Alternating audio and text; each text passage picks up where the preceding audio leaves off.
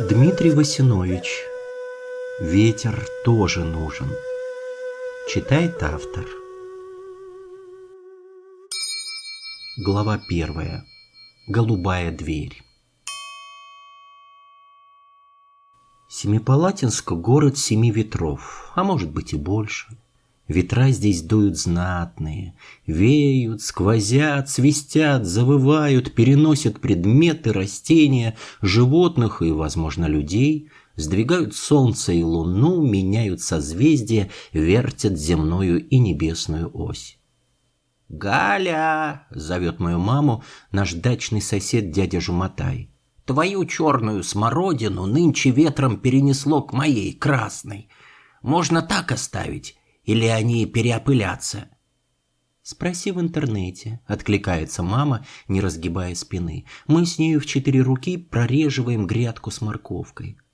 «Он мне уже ничего не отвечает. Надоел, — говорит, — со своими вопросами, а-та». Вот тут-то и заскрипела голубая дверь. Мы обернулись. Из старого раздвоенного сарая вальяжно вышла дымчатая и изрядно запыленная кошка с надкушенным ухом. Летом 2000-го принесло на наш участок ветром голубую дверь. Ходили по соседям, опрашивали, никто свою не признал. У кого красная пропала, у кого белая, у кого-то не дверь, а окно ветром унесло. У бабы Зои и вовсе крылечко новое, лаком накануне покрытое, блестящее. Взамен же одарила дачников диваном в горчичной плюшевой обшивке, початой банкой сгущенки, тазиком эмалированным, в котором усики клубники кем-то заготовленные для пересадки. В общем, пришлось оставить дверь себе. На даче все сгодится, тем более, что тем же ветром разделила надвое нашу сараюшечку. Да так удачно разделила, что в образовавшийся проем вместилась та самая голубая дверь, обрела здесь новые петли и даже крючок, на который стали ее закрывать. Однако время от времени крючок этот сам собой откидывается и выпускает через дверь на наш участок разных животных и птиц, а иногда нечто такое, что и классификации никакой не поддается. Прошлым летом кто-то с массивными лапами и длинным хвостом основательно подрыл нам картофельные кусты, сидящие возле сараюшки. Отец, узрев картину варварского разгрома, ругался, что оторвет дверь и выкинет прямо на дорогу. В гневе даже пару раз ударил в сарай кулачищем. Возможно, там за дверью к его угрозам прислушались, а может, совпало так. Но с тех пор приходящие звери стали аккуратнее, воспитаннее, и следы их остаются только на узеньких межгрядочных дорожках. Чаще это происходит ночами. Лежишь в домике, уснуть не можешь, прислушиваешься к шорохам, хрусту веток, хрюканью, топоту копыт и хлопанью крыльев, угадываешь живность по звукам. Чешуйчатый кречет, сухопутный окунь, перепончатокрылый лис. Утром изучаешь диковинные следы, сверяешься с ночными предположениями. «Если помет черный, то ежик», — успокаивает мама. «Им молока оставишь на ночь, а они поросята выпьют, да блюдце черным засыпят, не отмоешь». Кошки налили молока, припасенного для ежей, и вновь принялись за работу.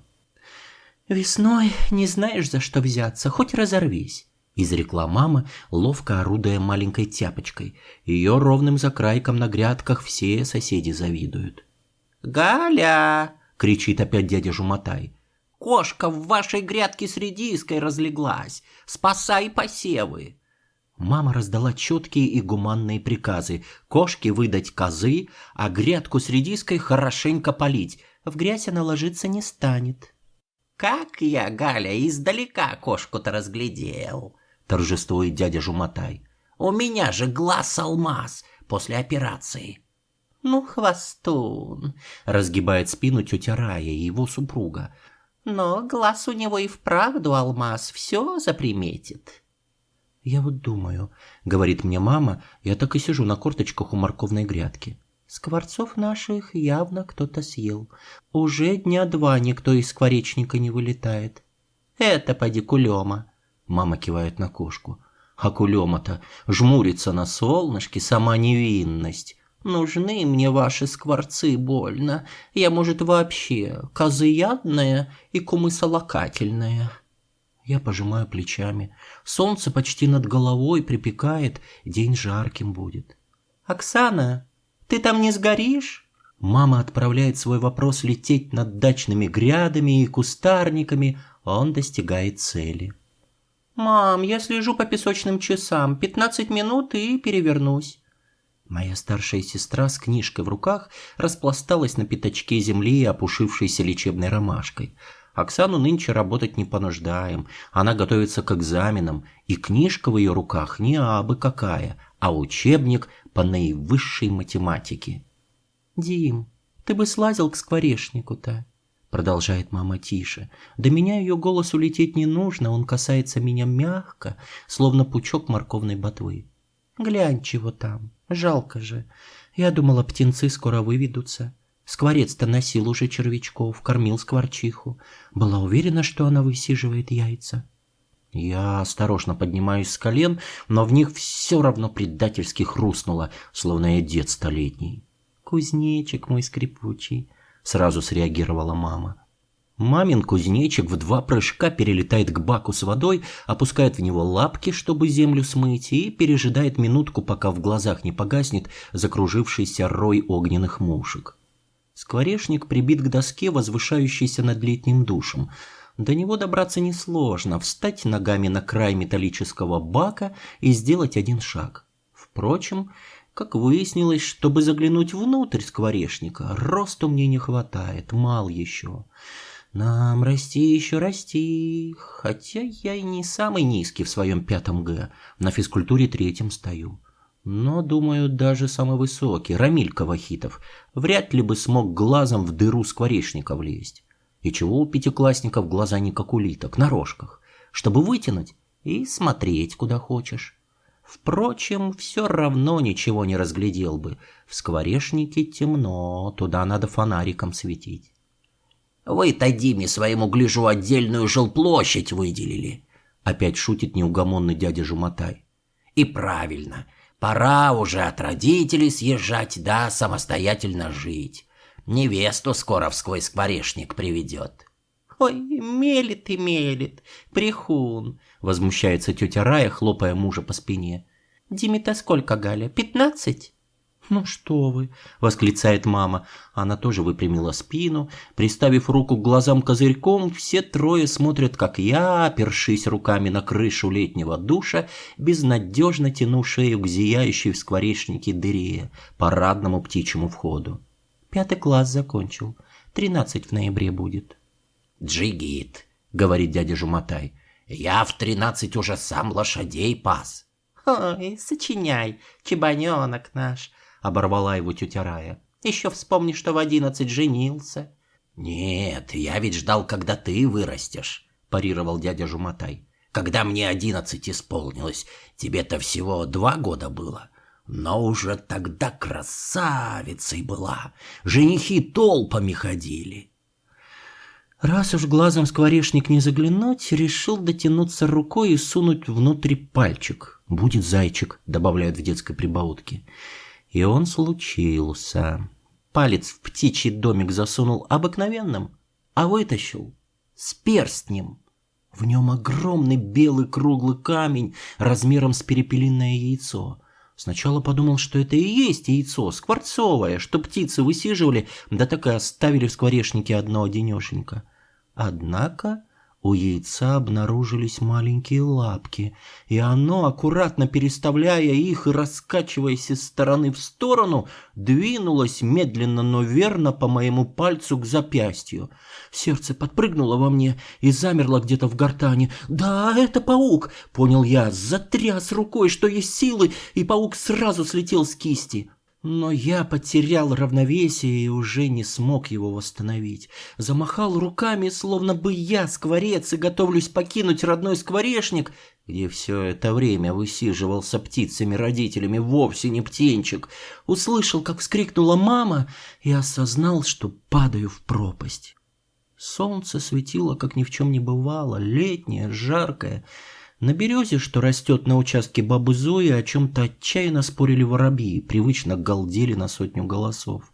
А сама баба Зоя стояла на границе наших с ней участков, совсем рядом со мной, но задумчиво смотрела куда-то мимо меня в небо, и по лицу ее медленно передвигалась, покачиваясь, матово-белая шишка, похожая на яйцо. Я всегда относил себя к тем людям, к которым нужная мысль приходит позже, чем необходимо. «Умная мысля приходит опосля», — говорит папа.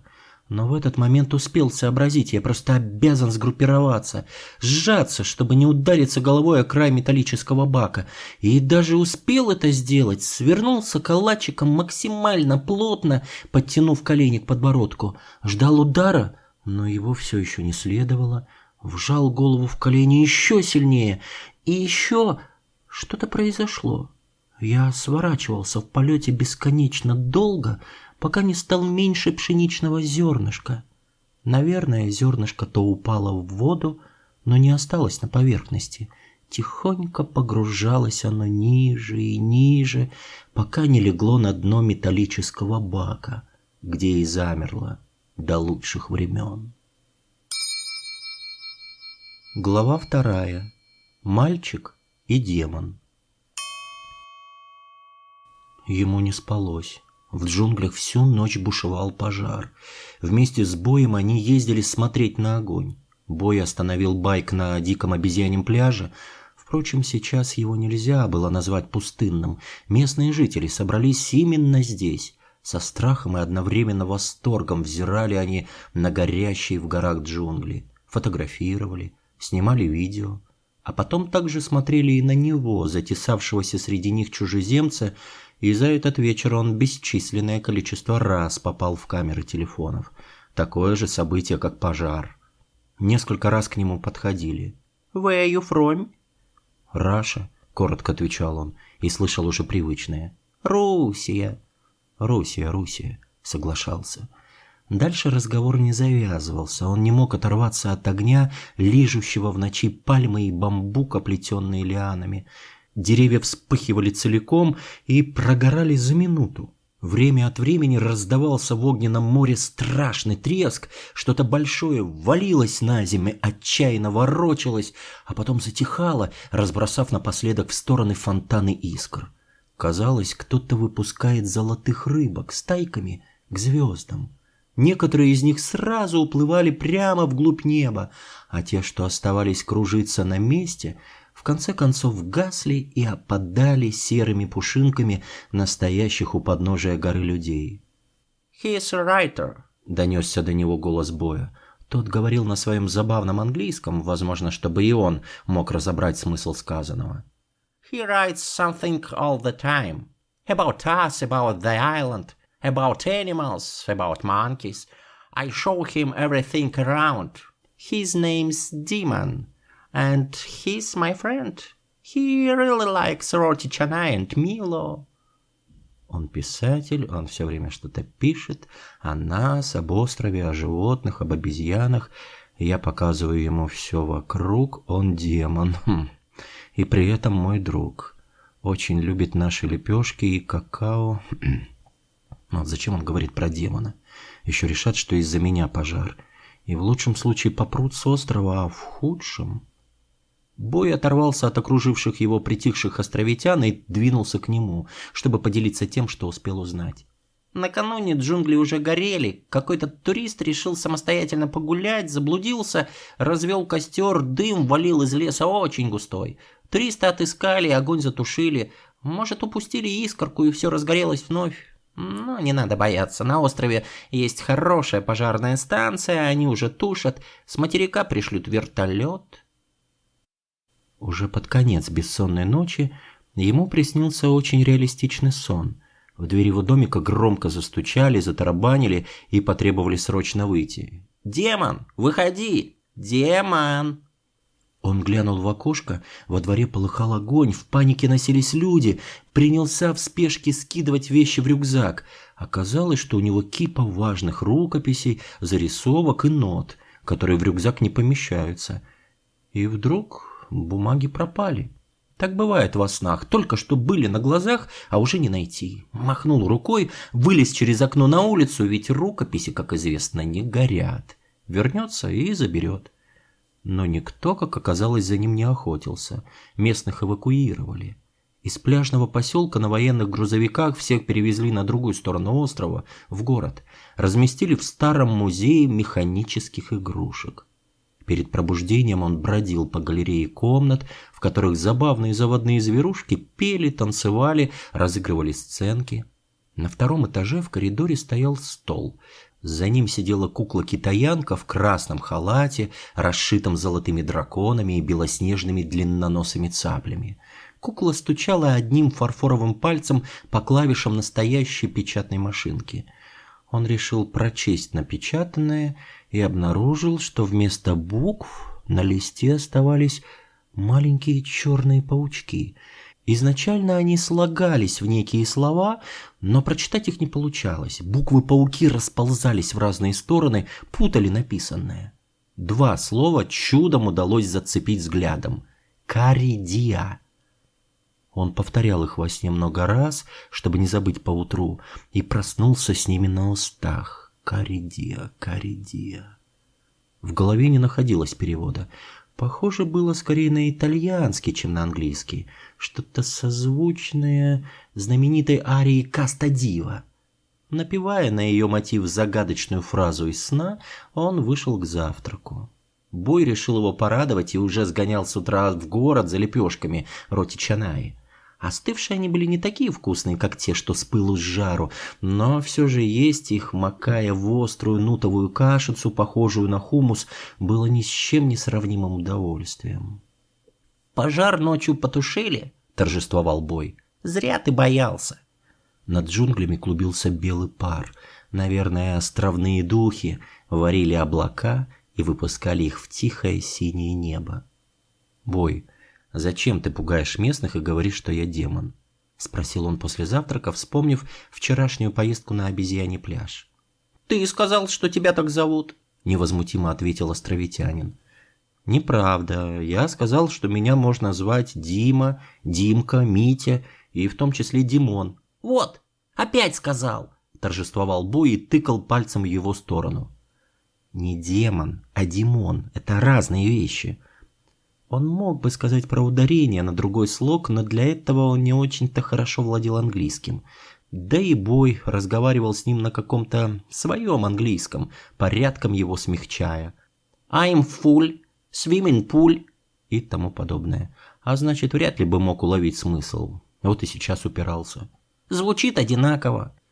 «Я боюсь, что жители острова соберутся и закидают меня камнями», — горько усмехнулся он. «Никогда, они побоятся даже смотреть на тебя». Боя явно забавляла возможность пугать аборигенов своим другом, русским демоном. Увидев, что он не смеется, Бой мгновенно стал серьезным. «Если хочешь, я могу отвезти тебя в город сегодня вечером. Поужинаешь, как настоящий островитянин». «Это будет великолепно, Бой». Тот разговор, в ходе которого он стал демоном, начался совершенно безобидно. Ничего не предвещало такого исхода. Он просто спросил, что значит имя Бой. «Бой значит мальчик», — невозмутимо ответил островитянин. «С малайского?» «С английского». «Это настоящее твое имя?» «Да», — ответил Бой, и в глазах его заиграли огоньки. Похоже, он рассказывал эту историю не в первый раз, но всегда с большим удовольствием. «Когда я родился, мама меня так звала, потому что я был маленький, и все вокруг стали меня так звать. Я вырос, но остался мальчиком. И когда у меня будут внуки, они будут звать меня Дедушка Бой, Дедушка-мальчик. Это весело». «Ты всегда останешься мальчиком, как Питер Пэн», — задумчиво произнес он, понимая, что настоящего своего имени Бой называть не хочет. Это прозвище парню по душе, пусть остается Боем.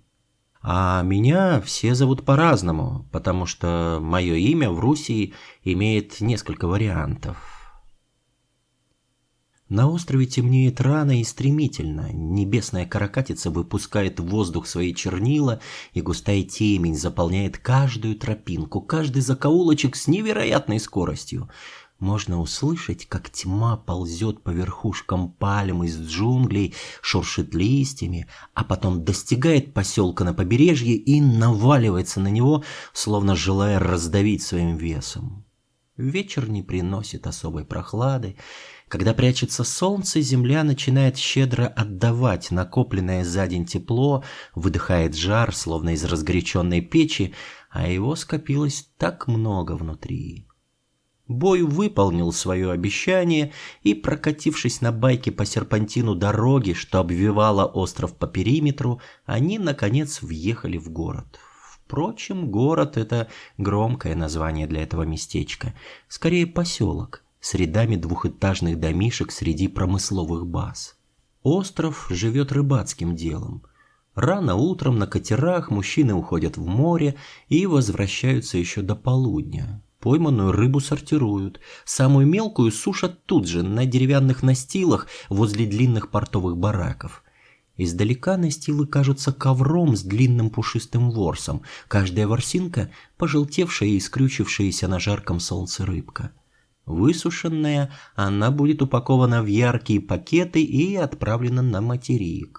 Местные анчоусы – настоящая гордость аборигенов. То, что дает острову жизнь, приносит доход, но просто так эту рыбешку не поешь, уж слишком она сдобрена солью. Настолько, что кажется горькой. Впрочем, что могут понимать русские в местной кухне? Эти сушеные анчоусы в качестве приправы добавляются практически в любое блюдо, даже в чикен-лаксу – куриный суп с лапшой. А уж ежедневный наси-лемак без них тем более не обходится. Разворачиваешь свернутый в кулечек банановый лист, а там аккуратно уложены рис, сваренный в кокосовом молоке, яйцо вкрутую, жареный арахис, свежий огурчик и обязательно провяленные на бережке анчоусы. Если можешь заплатить подороже, то в этот набор для тебя добавят румяные кусочки куриного мяса. Он с любопытством рассматривал узенькие улочки в огнях, вдыхал жаркий морской воздух, в котором смешались запахи рыбы, дуриана и цветов. Бой свернул с асфальтированной оживленной трассы в сторону на проселочную дорогу. Звуки улицы сразу отдалились, стали невнятным бормотанием. Бой провел свой байк между домишками и притормозил у буддийского храма. «Здесь ужинают местные?» – удивился демон. Бой засмеялся. «Пойдем, я хочу познакомить тебя с мамой Анчоус». «С мамой Анчоус?» Бой хохотал. В темноте сверкали его зубы и белки глаз. Ворота распахнуты, ни монахов, ни других посетителей не видно. Вся храмовая территория расцвечена яркими фонариками и гирляндами. Многочисленные пагоды, раскрашенные глиняные статуэтки, причудливые фонтаны, пруды с мосточками теснятся друг к другу так, что невозможно объять все взглядом. В одном из фонтанов спят черепахи, большие и маленькие. В другом неподвижно зависли в воде лупоглазые золотые рыбки. «Может быть, мама Анчоус тоже спит?» – задумчиво произнес Бой и опять рассмеялся. Сложно было понять, шутит ли над демоном подросший мальчик или нервничает. Бой привел его на середину мостика, перекинутого через пруд, и приложил палец к губам. Сам присел на корточки, просунул руку через отверстие в ограждении моста и стал шлепать ладонью по поверхности пруда, приговаривая: «Мама Анчоус! Мама Анчоус! Ты спишь? Выходи, я хочу показать тебе доброго демона!» Мама не спала. Казалось, она ждала, что ее позовут. Через мгновение из-под моста медленно выплыла огромная рыбина, в человеческий рост или больше. Он хотел бы взглянуть в ее глаза, чтобы понять, похожа ли она на какую-либо речную живность, что доводилось ему видеть раньше, но мама Анчоус не высунула морду из воды. В свете фонарей чешуя на ее спине блеснула таинственным глубинным огнем, и ему показалось, на миг им, стоящим на мосту, открылись древние неразгаданные человечеством письмена. Бой ликовал. «Ты видишь? Ты видишь?» «Вижу. Или ты ее спрашиваешь?» «Это мама всех анчоусов!» — громким шепотом важно сообщил Бой. «Ей 1 000 000 лет, может быть, 1 000 000 000». Глаза островитянина округлились, и он сейчас сам походил на рыбу. А что она ест? Людей. Она съела всех монахов в этом храме. Мальчик шутил. Теперь ты привез меня к ней на ужин? Бой хохотал до слез, а потом кричал в темноту туда, где скрылась рыбина. «Мама Анчоус, дай мне счастье и денег, и демону тоже!» В ответ неожиданно раздался громкий всплеск, и Бой отшатнулся от края моста. Похоже, островитянин действительно верил, что мама Анчоус может его съесть. Теперь смеялся демон. Бой поднялся, отряхнул колени от впившихся в них мелких камешков и заверил: «Мама Анчоус согласилась дать деньги и счастье. Мне и тебе». «Спасибо, мама Анчоус», — усмехнулся он, а Бой одобрительно закивал. Глава 3. Спасенный арбуз.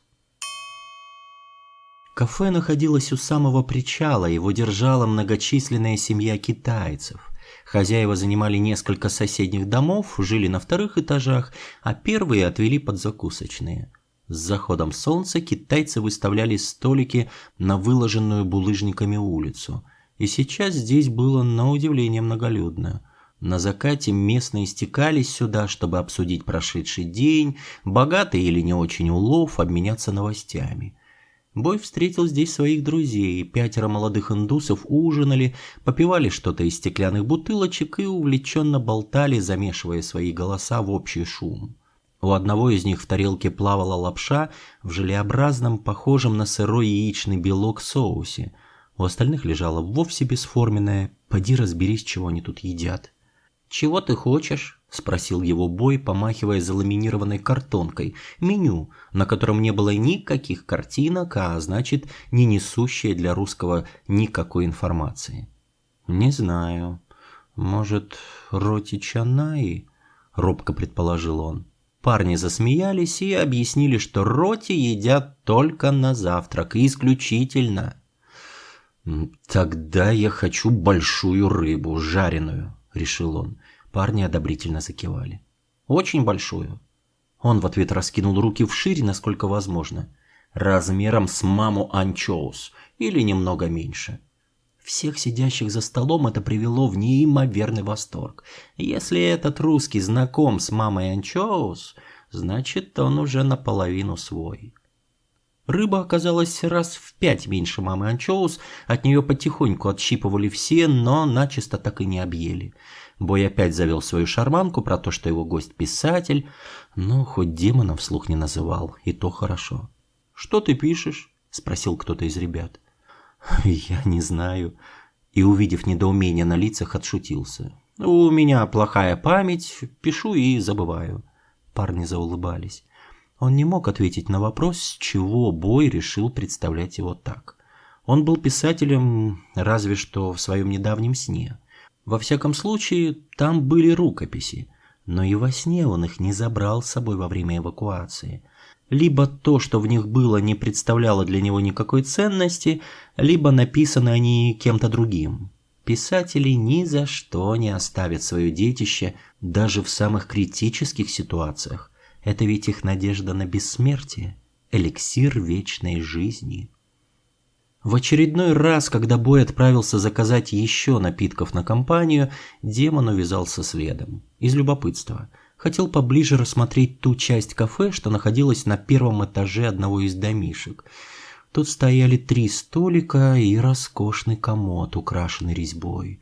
Деревянная лестница с перилами вела на 2-й этаж. Под высоким потолком с шуршанием, словно высохшие крылья огромных стрекоз, вращались вентиляторы с длинными лопастями.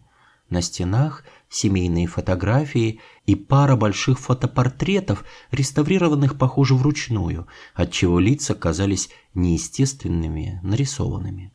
Комод тоже притягивал внимание, вернее, то, что стояло на нем. Многочисленные фаянсовые чашечки, чайнички и вазы, расписанные цветами, рыбами и драконами.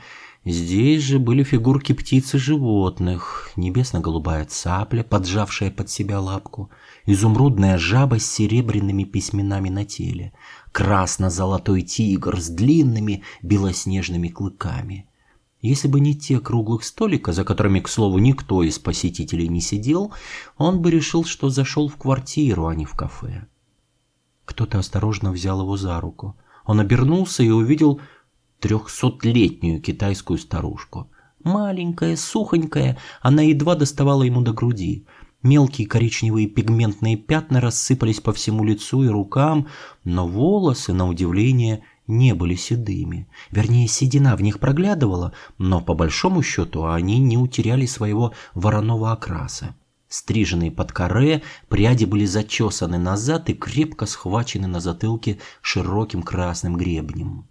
Старушка глядела прямо ему в глаза и что-то говорила, на китайском, вероятнее всего.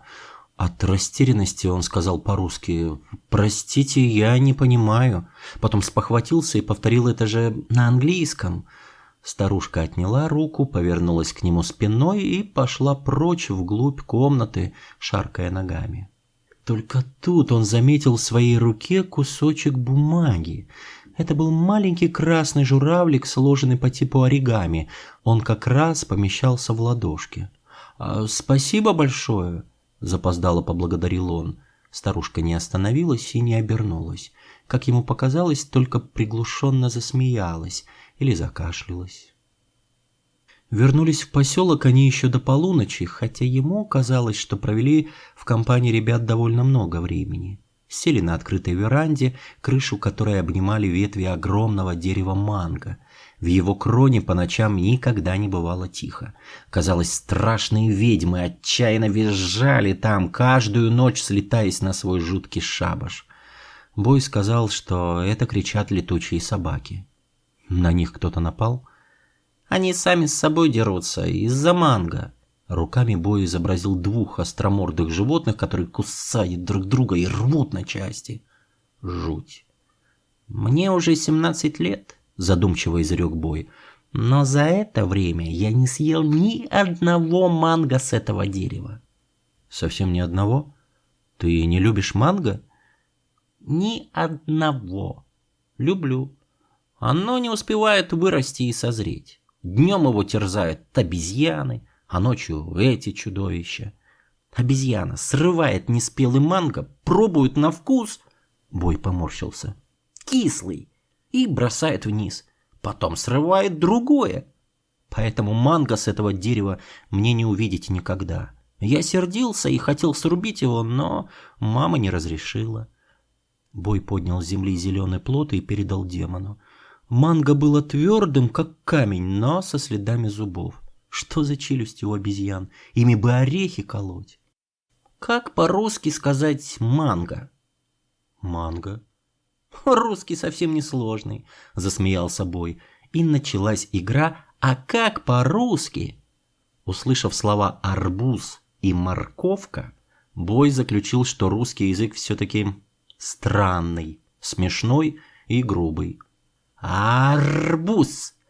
Арбуз!» — повторял Бой нараспев и заливисто хохотал. В ночи, наполненной смехом малайского юноши, криками летучих собак и оглушительным треском цикад, демон не сразу услышал жалобное мяуканье, а когда вычленил его из всего этого гвалта, поднял палец к губам, призывая Боя прислушаться. «Это кошка?» Надо заметить, что джунгли начинались практически сразу за нехитрой оградой. Стоило выйти за ворота, перед тобой расстилалась поляна с редкими деревьями помела. На деревьях висели спелые плоды, но никто не срывал их, потому как до деревьев надо было сделать 3-4 шага по высокой траве, переплетенной вьюнами и лианами. А в траве той мог оказаться кто угодно, ядовитый и зубастый. Поэтому плоды помела, почти с футбольный мяч величиной, просто падали в траву и исчезали в ней бесследно, кем-нибудь обязательно съеденные. Почему обезьяны не едят помела? «Они боятся змей». У границы человеческого обиталища и джунглей возвышался деревянный столб с желтым прожектором на верхушке, но его света было слишком мало для густой островной ночи. Жалобное мяуканье раздавалось около ближайшего дерева помела. Бой вооружился внушительной палкой и фонариком. Кошка на призывный русский кис-кис и малайский мяу-мяу стала вопить еще жалостливее, но из травы не показывалась. И неудивительно, из цельно сплетенного травяного ковра самостоятельно не выбраться и человеку без подручного инструмента. «Мой бог, пожалуйста, только не змея, не змея!» произнес Бой как заклинание и ступил на обочину. Бог, видимо, все-таки услышал молитвы островитянина и русского. Им не пришлось долго шарить по опасной траве. Заблудившегося котенка обнаружили шаги на 5-м, но это были бесконечно долгие шаги. Чтобы извлечь малыша, пришлось разрывать лианы руками. Принесли спасенного дымчатого котенка на кухню, налили молока в мисочку, потыкали мордой — бесполезно. Он отчаянно пищал, но не пил. Бой, словно не в первый раз спасает котят, принес кусочек лепешки, макнул в молоко, и найденыш, наконец, звонко причмокивая, принялся обсасывать хлеб. «Я буду звать его Арбуз», — вдруг заявил Бой. «Почему арбуз?» — удивился демон. «Арбуз круглый и большой, а котенок маленький и худой». «В честь тебя», — не смутился Бой. «Полное имя Арбуз демона. Вырастет и станет большим и круглым». Котенок теперь оглушительно трещал, громче, чем цикады. Похоже, найденышу нравилось новое имя. Демон гладил котенка по дымчатой голове, теребил осторожно за правое ушко, левое было словно надкушено. Кто знает, кого котенок повстречал там, в траве. Насытившийся и обогретый арбуз уже забыл о всем пережитом и, выпустив коготки, настойчиво лез в карман демонских шорт, там что-то шуршало. Так, благодаря малышу с надкушенным ухом, был извлечен на свет фонаря бумажный журавлик, подаренный китайской старушкой. «Откуда он у тебя?» Бой взял журавлика и стал вертеть в руках, внимательно изучая. «Старая женщина в кафе подарила мне это». «Тут что-то написано». Журавлик оказался сложен из листочка, исписанного от руки. Ровные строчки просвечивали, если поднести оригами к фонарю поближе. «Это письмо. Можно открыть?» — спросил Бой. Демон кивнул, ему самому хотелось увидеть, что внутри. На красном листке выведено аккуратно, так старательно пишут, пожалуй, прилежные ученики в младших классах. «Лабах-лабах и не менее ламаткан анда ламаддахулу, и не букан хидупму, каухарус кембали, каридия минара чондонг». Когда он увидел знакомое «каридия», оживился. Какой это язык? Летучие собаки замолчали, прислушивались. Котенок тоже притих, свернулся в маленький пушистый калачик. Бой пожал плечами. «Малайский». Мол, какой еще? «Ты можешь перевести?» «Могу». Бой пробежал глазами по записке и добавил. «Но это писала сумасшедшая». «Почему? Переведи». Бой повертел записку в руках, как будто ждал, что от этого слова поменяются местами и обретут хоть какой-то смысл. «Здесь написано: паук кого-то спас. Это чужая жизнь, им надо куда-то вернуться, кого-то найти, Минара Чондонг». Бой поморщился, словно откусил все-таки неспелая манго. «Ничего не понятно». «Каридия — это что?» «Найди его». «А что значит Минара Чондонг? Это имя?» «Да, это имя башни в Тилукентан. Она...» Бой наклонил руку, показывая, что башня медленно падала, а потом остановилась, наклонившись градусов на 45. «Пизанская башня». «Да, похоже, как в Италии, но это в Тилукентан». «А она высокая?» «Средняя, а она красивая. Я завтра утром с ребятами на пароме поплыву на остров Пинанг, проведу там выходные. Заодно увижу сестру с маленьким племянником. Могу тебя до пристани добросить, если проснешься рано». «Проснусь». «Поплывешь в Лумут, медленно рассказывал Бой и рисовал в воздухе пальцем некий маршрут. Автобусная станция рядом с причалом, оттуда автобус до Тилук-Интан ходит каждый час. Это недалеко, полчаса на автобусе. Посмотришь на башню, погуляешь и возвращайся. Будет тебе путешествие. Или, если хочешь, дождись меня, вернусь с Пенанга, съездим вместе. Но он уже загорелся. Я поеду завтра. Хочу увидеть башню, если она еще не упала. Тогда доброго пути. Кота утром отвезу маме, пообещал Бой, бережно принимая в ладони спящего найденыша. И опять он долго не мог уснуть. Залез в Google переводчик, старательно вбил в окошко текст из записки. Получилось почти так, как объяснял Бой, и в то же время иначе. Ведь если представить, что записка обращена именно к нему, то выходило, что ехать к башне Чандонг просто необходимо. Этот паук спас тебя давным-давно. Это не твоя жизнь. Ты должен вернуться. Найди его. Минара Чандонг. Глава 4. Башня в шкафу. Утром на автовокзале в Лумуте он увидел цаплю. Обычную взрослую цаплю, настоящую.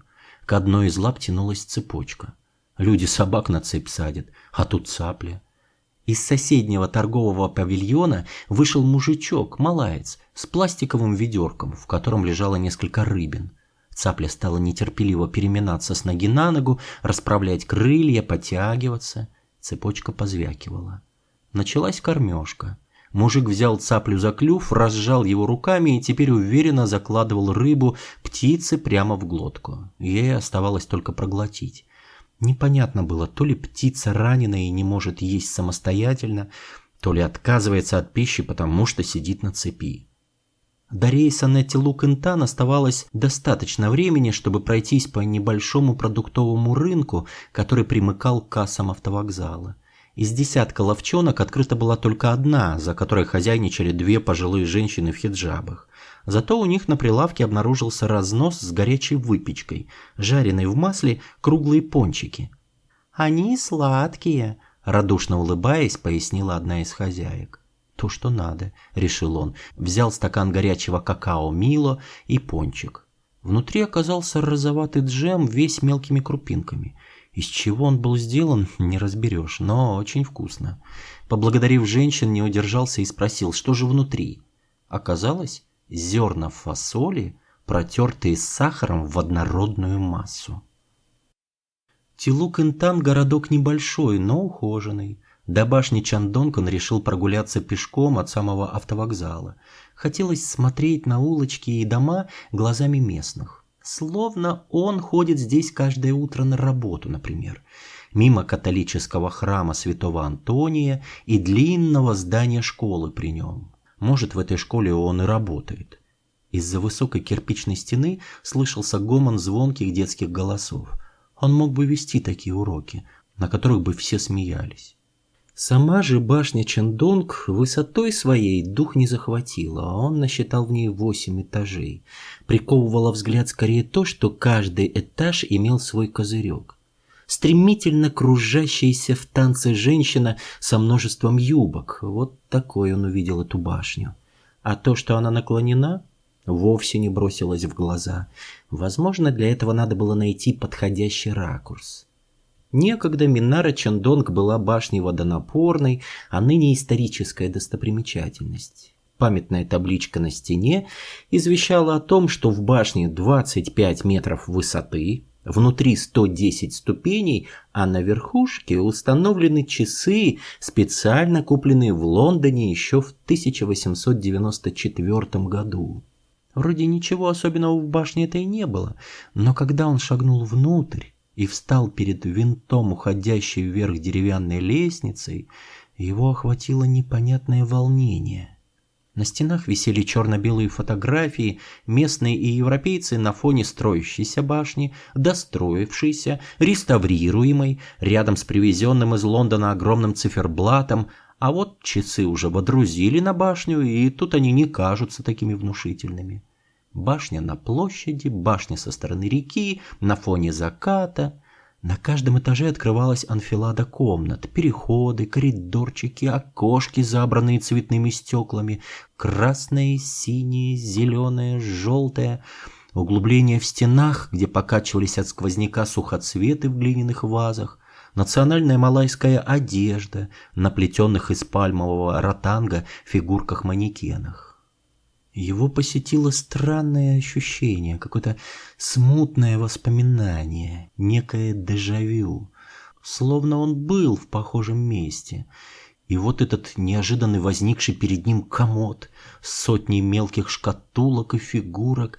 Что это напоминало? Что? С высоты Минары Чандонг открывался вид на городок и даже его окрестности. Поблизости не было зданий выше башни. Конечно, в мегаполисе она бы затерялась, а тут была безусловной и неоспоримой достопримечательностью. С верхней обзорной площадки можно разглядеть и местную речку, которая почти петлей сворачивается вокруг городка. Река эта полноводная и мутная, по ней неспешно плыли целые острова цветущих лотосов. Откуда сорвало их течением? Теперь они направлялись в открытый океан. На другом берегу раскинулось бескрайнее море непролазных джунглей. Время от времени туда сновали из города маленькие моторные катерочки, выпускающие клубы черного дыма.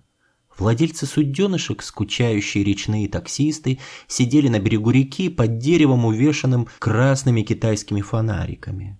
Вот туда, на эту маленькую пристань, пожалуй, можно будет прогуляться потом. Может даже нанять катерок, чтобы полавировать среди плывущих зеленых кочек и островов с белыми и розовыми цветами. Солнце уже слепило, не давало толком осмотреть окрестности и беспощадно жарило.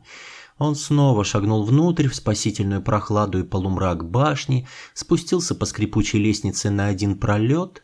Ослепленный солнцем, видел перед собой цветные пятна, поэтому остановился, боясь промахнуться мимо ступеньки и покатиться кубарем вниз. И вдруг понеслись перед его глазами некие картинки. Мальчик и девочка, брат и сестра. Они играют в дачном домике. В нем нехитрый быт. Есть комод с выдвигающимися ящиками, кровати со скрипучими панцирными сетками. На них хорошо прыгать, на этих кроватях, но нельзя. Родители станут ругаться. А что, как сетки растянутся и спать на них станет неудобно? Посреди комнаты фанерный шкаф. Вокруг его двери, открывающейся в главный центральный отдел шкафа, квадратные цветные стеклышки. Девочка забирается внутрь на кипу дачных вещей и зовет младшего брата присоединиться. Когда дверь в шкаф закрывается, дети глядят из него на комнату через цветные стеклышки. Нет, это не одна комната, их много, и все они разные. Зеленая, оранжевая, красная, синяя.